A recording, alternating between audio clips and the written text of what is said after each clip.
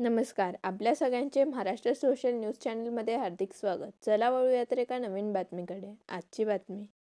धुळे जिल्ह्यातील शिरपूर तालुक्यात राज्य उत्पादन शुल्क विभागाने अवैध मद्य साठ्यावर मोठी कारवाई करत तब्बल 67,77,250 रुपयांचा मुद्देमाल जप्त केला आहे. गुप्त माहितीनुसार जोयदा गावातील या गोडाऊनमध्ये परराज्यातील मद्य व हातभट्टी दारूचा साठा करून विक्री केली जात असल्याची माहिती मिळाल्यानंतर उत्पादन शुल्क विभागाच्या पथकाने छापा टाकला. कारवाई दरम्यान मोठ्या प्रमाणात हातभट्टी दारू, ब्रँडने भरलेले ड्रम तसेच इम्पिरियल ब्लू आणि मॅकडॉल नंबर 1 व्हिस्कीच्या हजारो सीलबंद बाटल्या जप्त करण्यात आल्या. या प्रकरणी ताराचंद सायसिंग पावरा आणि प्रवीण भालचंद्र वाणी उर्फ दादा वाणी याच्या विरुद्ध महाराष्ट्र दारूबंदी अधिनियम अंतर्गत गुन्हा दाखल करण्यात आला असून दोन्ही आरोपी सध्या फरार आहेत.